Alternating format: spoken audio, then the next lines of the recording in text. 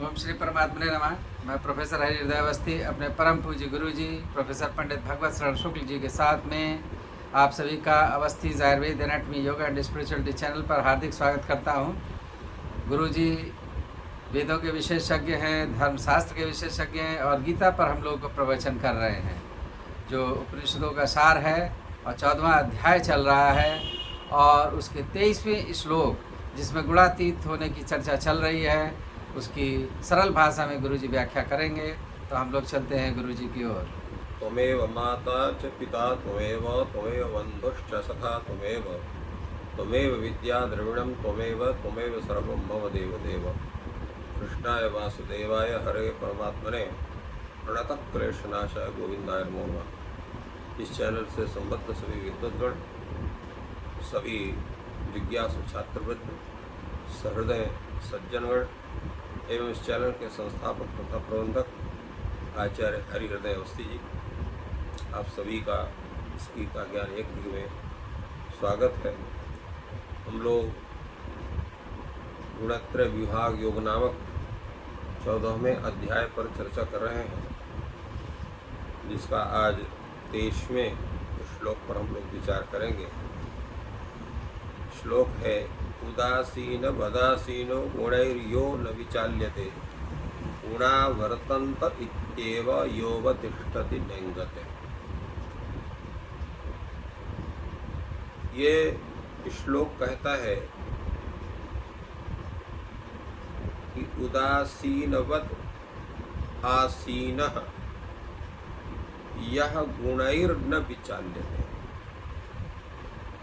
जैसे व्यक्ति किसी भी कार्य में उदासीन हो, जिस घटना या वस्तु से जिस मनुष्य का किसी भी प्रकार से कोई संबंध नहीं होता है, जो सर्वथा सभी से अलग है, न किसी भी घटना से कार्य से उसको शोक होता है, न सुख होता है, न उसकी आवश्यकता उसको प्रतीत होती है, तो ऐसा व्यक्ति उदासीन होता है। इसी तरह से जो गुणातीत व्यक्ति है वो तीनों गुणों से और उनके जो कार्य रूप है, शरीर है, इंद्रिय है, अंतःकरण है,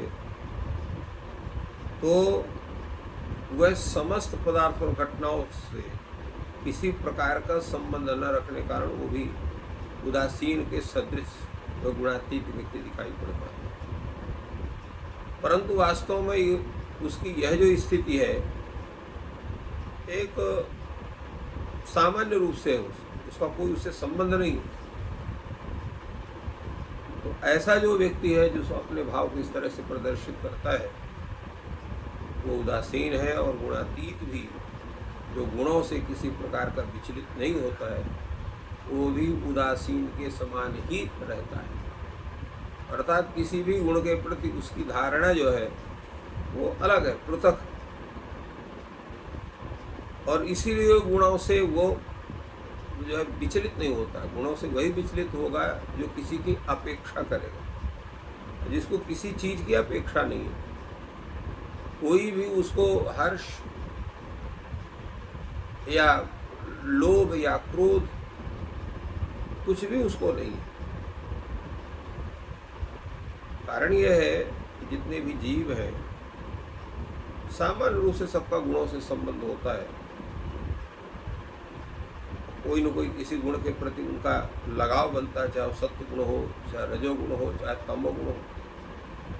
परंतु एक ऐसा व्यक्ति है किसी भी उसकी कोई किसी गुण के प्रति उसकी लालसा नहीं है। नाना प्रकार के कर्मों को वो करता है, उनका फल भोग भी कर रहा है, परंतु न उसको सुख सुखी करता है, न दुख दुखी उसको बना सकता है। ऐसा व्यक्ति जो है यद्यपि गुणों के प्रभाव से अनेक योनियों भटकता रहता है, परंतु उसका मन जो है वो गुणों से संबंध नहीं रखता है, उस पर गुणों कोई प्रभाव नहीं पड़ता है। गुणों के जो कार्य रूप शरीर, इंद्रिय, अंतःकरण आदि अवस्थाएं हैं उसमें परिवर्तन हो, नाना प्रकार के सांसारिक पदार्थों का संयोग वियोग होने पर भी वह एकदम निर्विकार, यही कहलाता है गुणों से न विचलित होना। तात्पर्य यह है जो व्यक्ति अपने अंतःकरण को, अपने शरीर को, अपने मन को, बुद्धि को उस परमात्मा के चरणों में लगा दिया है, तो जो उसको सुख प्रतीत होता है वो भी उसकी कृपा समझता है, जो दुख होता है वो भी प्रभु की कृपा समझता है। तो जब हर वस्तु प्रभु की कृपा है, वो नरक योनि में है तो ही प्रभु की कृपा समझता है, स्वर्ग में है तो ही प्रभु की कृपा समझता है, अगर वो कीट पतंग है तो ही प्रभु की कृपा समझता है, मनुष्य रूप में है तब भी वो प्रभु की कृपा समझता है। ऐसा जीव जो वो एक गुणातीत कहलाता है, उसको ही भगवान कहते हैं ऐसा ही गुणासीन उदासीनवत यह आसीन हो।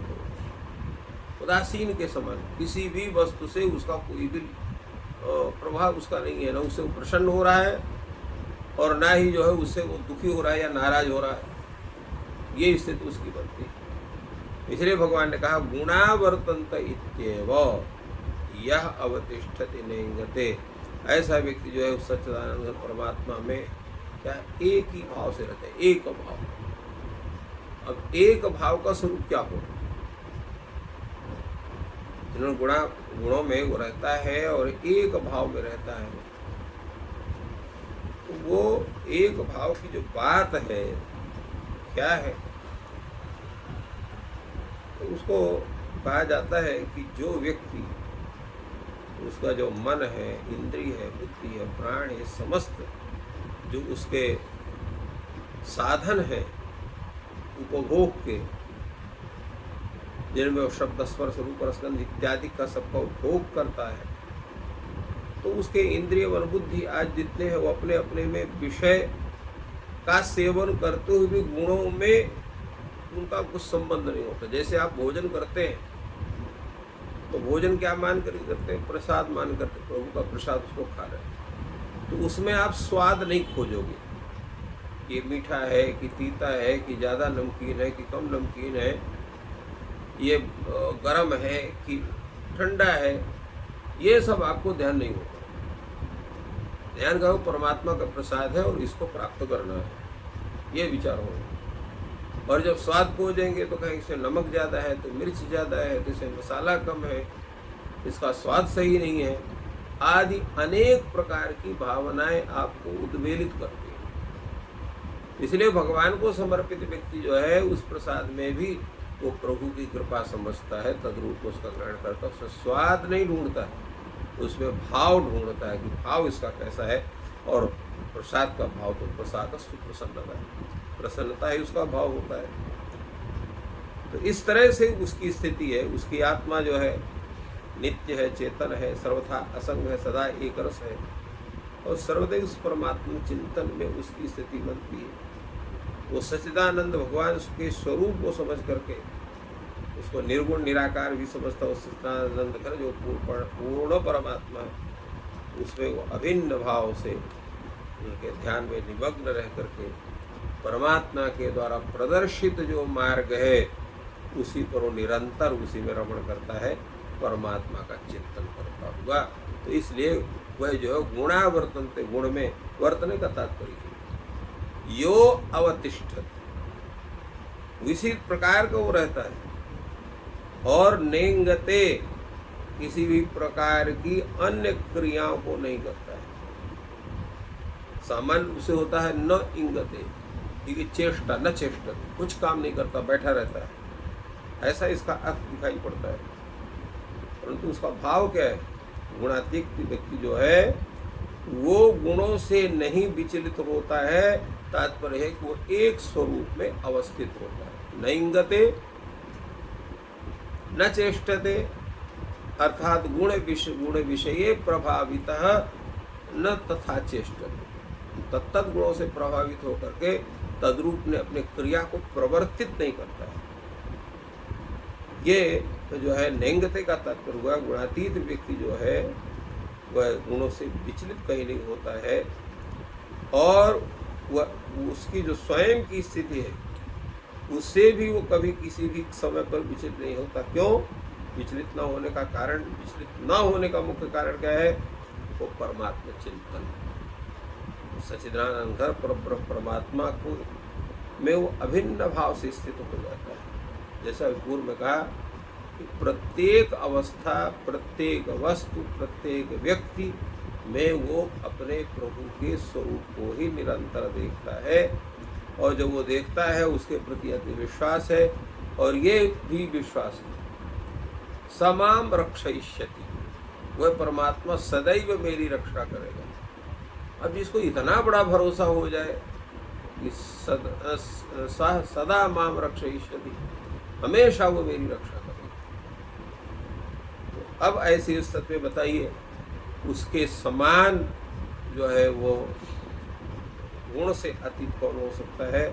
तो परमात्मा श्रीमन नारायण में वह अपने अभिन्न भाव से स्थित होकर के वो अपनी सत्ता, अपनी सब कुछ जो उस परमात्मा में समर्पित करता है, इस कारण से वो अभिन्न रूप से स्थित होता है और गुणों में स्थित होता है, गुणातीत होता है। ये उसकी स्थिति बन जाती है उस परमात्मा चिंतन करते हैं। तो गुणातीत के लक्षणों की गुरु जी ने बहुत ही सरल भाषा में वर्णन किया। और उदासीन हो जाता है व्यक्ति और हमेशा ईश्वर की कृपा मानता है। और ये ज्ञान आप तक पहुँचे, इसके लिए वीडियो को लाइक और शेयर करें, और अपने परिजनों तक पहुँचाने के लिए भी वीडियो को लाइक और शेयर करें, जिससे कि सब तक ये ज्ञान पहुँचे और सभी लाभान्वित हो। ईश्वर आपकी सहायता करें। धन्यवाद।